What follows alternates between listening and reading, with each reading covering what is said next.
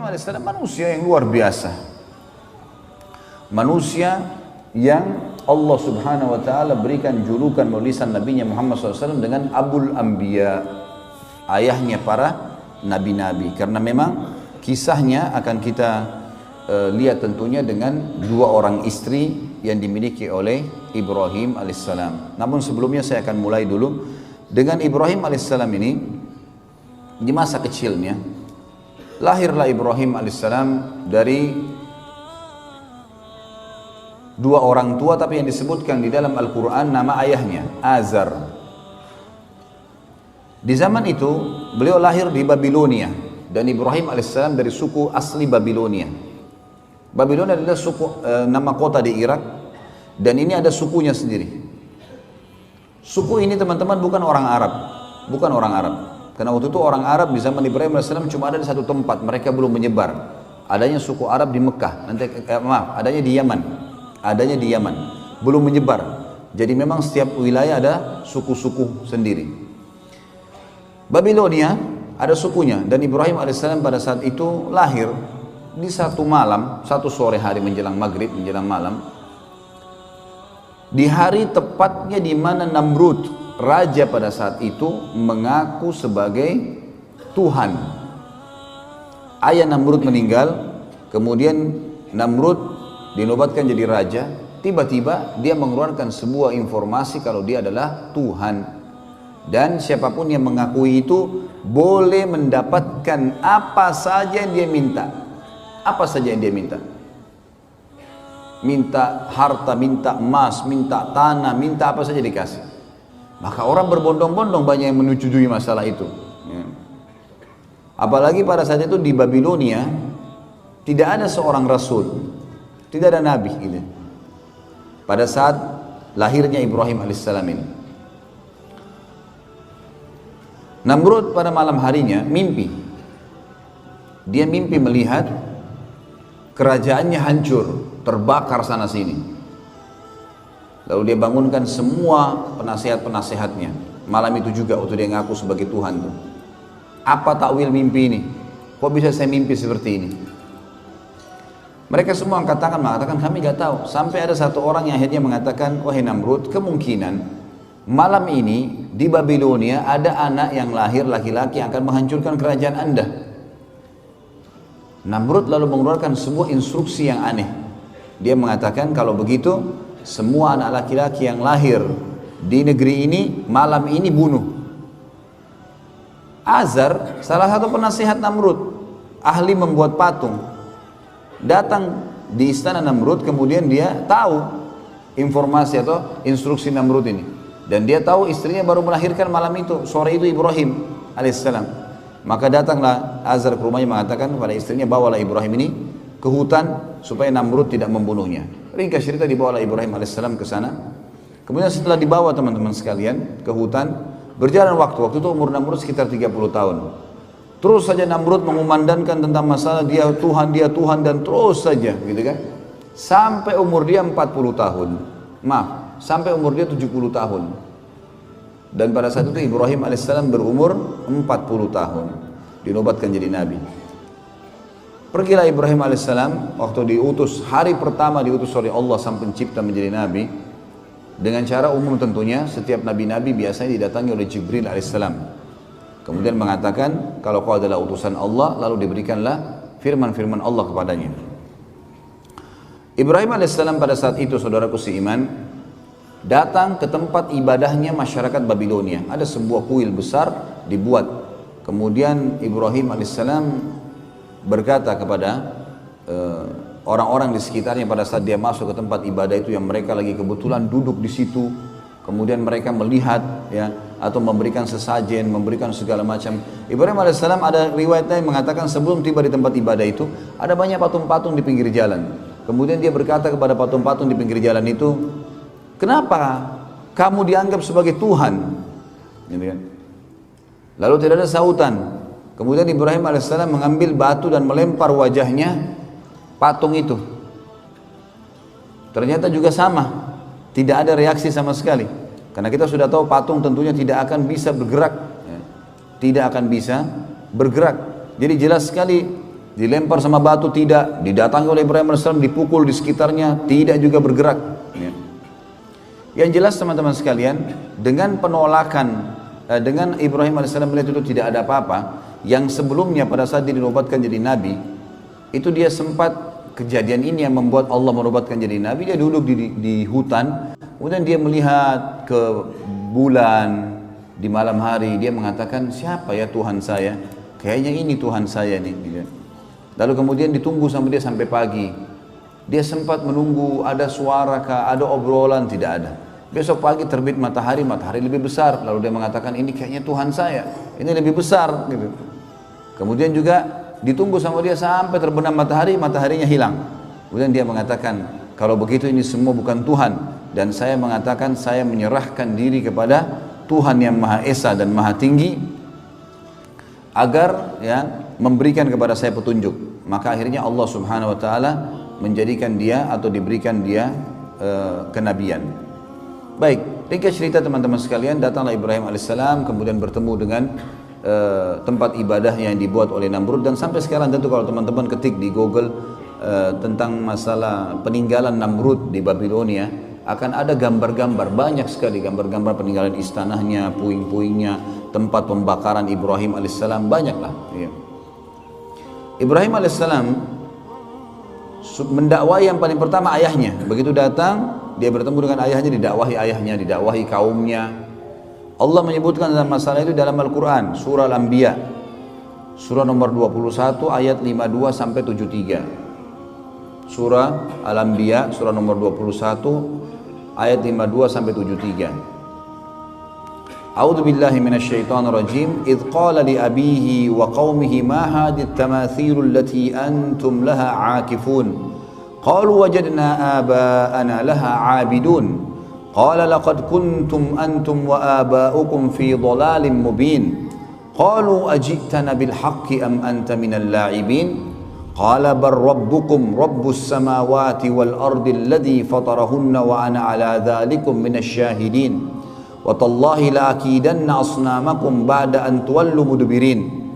Sampai sini teman-teman saya berhentikan dulu dan akan kita lanjutkan ayatnya. Jadi ayat 52 sampai ayat ayat 57 sampai ayat 57 dulu. Kurang lebih terjemahnya kata Ibrahim alaihissalam, ingatlah kata Allah ketika Ibrahim berkata kepada ayahnya dan kaumnya, apa nih patung-patung yang sedang kalian sembah? Mereka berkata, inilah yang kami temukan yang disembah oleh ayah-ayah kami. Kemudian kata Ibrahim alaihissalam, ketahuilah apa yang sedang kalian lakukan ini dan ayah-ayah kalian adalah sesuatu yang sesat, salah ini. Lalu kemudian mereka berkata, apakah kamu datang membawa kebenaran atau kau hanya sekedar datang untuk mengganggu kami? Maka Ibrahim AS mengatakan, Tuhan kalian adalah yang menciptakan seluruh langit dan bumi, pemiliknya, pengawasnya, pengurusnya, dan saya termasuk saksi atas itu. Saya akan memberikan kalian bukti-bukti, dan kalau kalian tidak mau percaya, maka saya akan menghancurkan dan melakukan tipu daya terhadap Tuhan-Tuhan kalian ini. Ceritanya adalah Ibrahim alaihissalam masuk menemui ayahnya bersama dengan kaumnya lagi masuk ke dalam sebuah ma'bad, sebuah tempat ibadah yang dibuat mirip dengan piramida Mesir, Fir'aun, tapi piramida agak mengerucut kotak ya, seperti kotak lah batu-batu itu. Kalau ini enggak manjang, kayak bangunan manjang ke belakang, sampai sekarang masih ada tentu. Tangganya banyak ke atas. Di atas itu ada sebuah ruangan itu ditaruh patung-patung yang banyak sekali, gitu. Di antaranya patung Namrud. Dan mereka selalu tiap hari datang berikan sesajen, mohon-mohon, diberikanlah nama nih dewa api, dewa matahari, dewa bulan, dewa apalah, segala macam dewa-dewa nama mereka. Kemudian pada saat itu yang selalu membawa sesajen hanya orang penjaga kuil, tidak boleh yang lain. Kalau orang lain maka akan kualat. Ibrahim alaihissalam datang pada hari di mana beliau dinobatkan jadi nabi dan temukan ada ayahnya di situ bersama kaumnya sedang menyembah. Ibrahim alaihissalam langsung naik, kemudian mendekati patung yang memang pada saat itu dikasih tinggi, ditinggikan tempatnya, naik tangga, naik ke atas. Tidak ada yang berani naik ke atas sana, kecuali penjaga kuil saja. Karena keyakinan mereka kalau didekatin patung-patung ini maka akan kualat, akan putus kakinya, akan putus tangannya, akan stroke badannya, akan segala macam hal. Akhirnya Ibrahim alaihissalam datang kemudian mengajak ngobrol patung itu, mengatakan, hai yang dianggap Tuhan oleh masyarakat Babilonia, Apa kau tidak marah pada saat Ibrahim alaihissalam mengambil sesuatu sesajen di situ? Maka tidak ada sautan. Saya mengambil sesajenmu. Orang semua lagi lihat. Lalu Ibrahim alaihissalam mengucapkan 2 kali sampai 3 kali, tidak ada jawaban. Lalu diambil sedikit di situ potongan makanan, lalu dilempar ke wajahnya patung itu. Jatuhlah ya buah atau makanan tersebut. Kemudian tidak ada sautan, karena kita tahu patung tidak akan bicara. Kata Ibrahim alaihissalam, hai yang dianggap Tuhan oleh masyarakat Babilonia, apa kau tidak bisa melawan saya?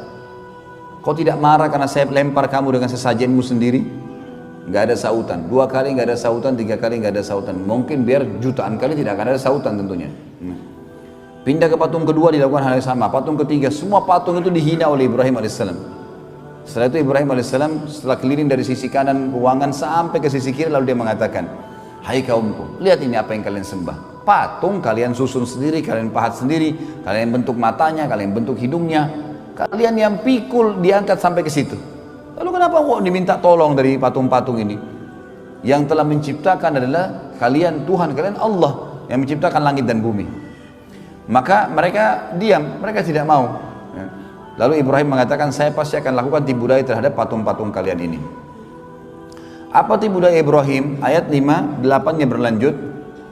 فَجَعَلَهُمْ جُذَاذًا إِلَّا كَبِيرًا لَهُمْ لَعَلَّهُمْ يَرْجِعُونَ قَالُوا مَنْ فَعَلَ هَذَا بِآلِهَتِنَا إِنَّهُ لَمِنَ الظَّالِمِينَ قَالُوا سَمِعْنَا فَتًى يَذْكُرُهُمْ يُقَالُ لَهُ إِبْرَاهِيمُ قَالُوا فَأْتُوا بِهِ عَلَى أَعْيُنِ النَّاسِ لَعَلَّهُمْ يَشْهَدُونَ قَالُوا أَأَنْتَ فَعَلْتَ هَذَا بِآلِهَتِنَا يَا إِبْرَاهِيمُ قال بل فعله كبيرهم هذا فاسألوهم إن كانوا ينطقون فرجعوا إلى أنفسهم فقالوا إنكم أنتم ظالمون ثم نكسوا على رؤوسهم لقد علمت ما هؤلاء ينطقون قال أفتعبدون من دون الله ما لا ينفعكم شيئا ولا يضركم أف لكم ولم تعبدون من دون الله أفلا تأخلون. Sampai sini teman-teman, sampai di ayat ya, 67 ya. Ayat 67 saya terjemahkan dan saya hubungkan dengan kisahnya. Maka pada saat itu kaumnya keluar dari ruangan ibadah tadi, tinggalkan Ibrahim alaihissalam. Kata Ibrahim, sebentar, kalau kalian tidak mau dengar apa yang saya sampaikan, saya ini utusan Allah pencipta langit dan bumi, dan saya akan sampaikan kepada kalian. Kalian tetap mau sembah berhala, saya akan lakukan tipu daya loh. Mereka tinggalkan, tidak mau dengar Ibrahim alaihissalam. Sempat bimbang tapi mereka tinggalkan. Ibrahim alaihissalam keluar cari kampak dan masuk menghancurkan patung-patung itu. Dipotong kepalanya, potong tangannya, potong kakinya, dihancurin semuanya. Dan Ibrahim alaihissalam membiarkan patung yang paling besar, patungnya Namrud, ada di tengah-tengah ruangan, nggak diganggu sama sekali. Tapi ada patung ular, patung singa, dipotong kepalanya, ditaruh di pahanya patung Namrud. Kampaknya juga ditaruh di tangannya patung Namrud. Maka besok pagi pada saat mereka mau beribadah lagi, mereka temukan tempat ibadah mereka hancur semuanya. Dan pada malam hari, pada saat Ibrahim AS menghancurkan, penjaga kuil ada, tapi penjaga kuilnya ketakutan karena dia sendiri yakin ini kualat, kalau dekatin patung itu kualat, bisa stroke, bisa terpotong tangannya, apalagi hancurin ke Ibrahim. Ini luar biasa Nabi Ibrahim AS. Maka dia tidak berani buat apa-apa, takut dia. Besok pagi orang-orang atau menyembah, ditanya dia, kenapa ini? Siapa yang buat ini? Penjaga kuilnya nyaut, yang tadi malam tuh Ibrahim, gitu kan? Itu yang Allah katakan di sini. Kan? Maka Ibrahim menghancurkan semua. Juzadzan illa kabira. Jadi memang Ibrahim AS menghancurkan lebur semuanya kecuali yang paling besar, patungnya Namrud, agar mereka sadar. Lalu mereka berkata, siapa yang buat ini kepada Tuhan-Tuhan kami? Penjaga kuil mengatakan, kami mendengar dan yang kami tahu adalah yang tadi malam itu, Fatan itu dianggap anak muda ya, yang semalam yang bernama Ibrahim. Maka mereka berkata, datangkanlah Ibrahim itu di depan orang-orang semuanya agar mereka bisa menyaksikan dan mendengarkan argumentasinya, kenapa dihancurin. Maka begitu datang, mereka tanya, hai Ibrahim, apakah kau yang lakukan ini pada Tuhan-Tuhan kami? Maka Ibrahim berkata, bukan. Ibrahim mengatakan, qala bal fa'alahu kabiruhum. Kenapa tanya saya? Tanya patung yang paling besar itu yang pegang kampak, gitu kan. Tanya kalau dia bisa ngomong, gitu. Maka mereka kembali ke diri mereka sendiri, lalu mereka mengatakan, sesungguhnya kalianlah yang zalim. Setelah mereka dengar, pikir benar ya. Kata Ibrahim, coba lihat, kalau memang dia bisa buat apa-apa, maka dia yang melakukan.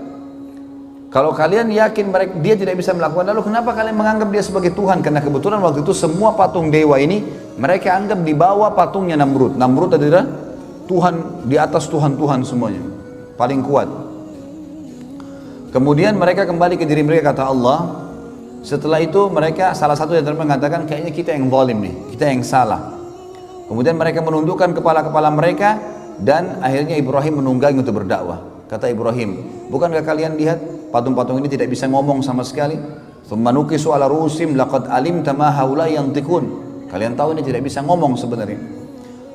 Kemudian Ibrahim mengatakan, apakah kalian menyembah selain daripada Allah yang tidak bisa memberikan manfaat dan mudarat kepada kalian sedikit pun? Sungguh kecelakaan dan terhina perbuatan kalian karena kalian menyembah selain Allah, sementara mereka, apakah kalian tidak berakal?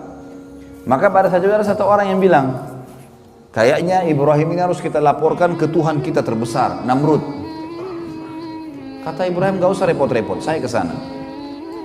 Pagi hari, waktu itu sudah pagi. Namrud ini punya tradisi teman-teman sekalian, setiap pagi dia selalu duduk, setelah rapi, habis mandi, bersih segala, ada tirai yang ditaruh antara dia dengan pengikutnya, lalu diangkat tirai tersebut. Ternyata orang-orang begitu lihat dia sujud semua, lalu mengatakan, wahai Tuhan kami yang agung Namrud.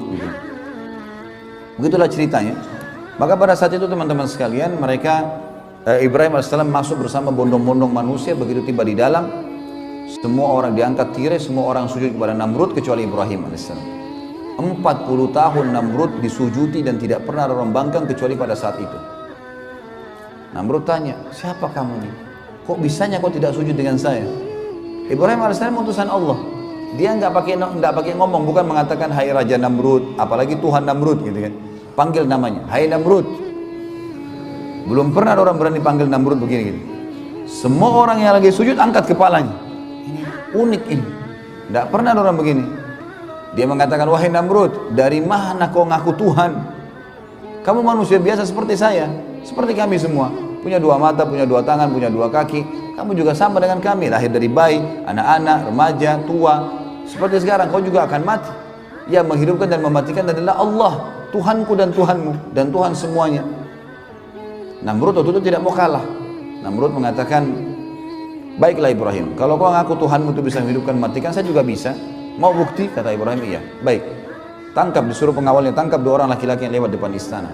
Ditangkap dua orang, yang satu disuruh pergi, dikasih hadiah macam-macam, pergilah. Kemudian yang satu disuruh bunuh, mati di tempat. Kata Namrud, lihat, saya menghidupkan dan saya mematikan. Ini kan kebodohan, karena orang yang disuruh pergi sudah hidup sebelumnya. Tapi akal-akalan dia mengatakan apa? Ini saya menghidupkan dan saya mematikan. Jibril alaihissalam datang menyampaikan kepada Ibrahim, ini orang ini percuma, diajak dialog di dunia, di bumi, dia akan terus cari akal. Tantang di langit sekalian. Kata Ibrahim alaihissalam, wahai Namrud, Tuhanku dan Tuhanmu Allah, dan Tuhan segala satunya memindahkan matahari setiap hari dari timur ke barat. Apa kau bisa? Maka terdiamlah Namrud, tidak bisa ngomong. Allah mengatakan, nanti kita bacakan ayatnya, fabuhital ladzi kafar. Maka orang kafir itu jadi terdiam, tidak bisa bicara. Karena jengkel, dia bilang pada pengawal-pengawalnya, tangkap, penjarakan Ibrahim ini, penjarakan. Musyawarah, kira-kira apa jalan keluarnya? Saya mau bunuh Ibrahim, tapi saya nggak mau mati biasa, harus mati yang spektakuler, yang besar, yang membuat tidak ada lagi orang yang membantah ketuhanan saya. Musyawarah demi musyawarah sampai muncul akhirnya ide untuk membakar, karena bakar adalah cara membunuh yang paling menyakitkan. Dari pertama dibakar sampai mati kan tetap sakit gitu loh. Dibuatlah api dengan biaya yang besar. Namrud kerahkan semua kekuatan sampai terbuat api. Dalam sebuah riwayat Bukhari disebutkan, kalau burung lewat dan kena asap, uapnya asap itu walaupun tinggi, tiba-tiba sudah terpanggang karena besarnya gitu, api itu panas sekali. Setinggi kurang lebih istana Namrud 40 siku ke langit. Ini sekitar 17 sampai 20 meter tingginya. Setelah itu Ibrahim AS dikeluarkan, lalu kemudian dibakar. Setelah dibakar, dilempar, Namrud mengatakan 3 hari biarkan Ibrahim dalam api, dibiarkan. Setelah 3 hari dipadamkan, ternyata Ibrahim AS ada di tengah-tengah tumpuhan mereka. Setelah itu Ibrahim AS diselamatkan oleh Allah. Lalu Namrud pun pulang ke istananya, orang semua bubar dalam kondisi bingung, kok bisa Ibrahim, manusia mana nih, dibakar tidak mati, gak mungkin gitu kan. Dan tersebar berita ternyata Tuhan kita Namrud tidak bisa membunuh Ibrahim karena Ibrahim dibela sama Tuhannya. Jadi Tuhan Ibrahim lebih kuat. Namrud pulang ke istananya, kemudian dia bingung sambil mabuk-mabukan, gimana jalan keluarnya nih.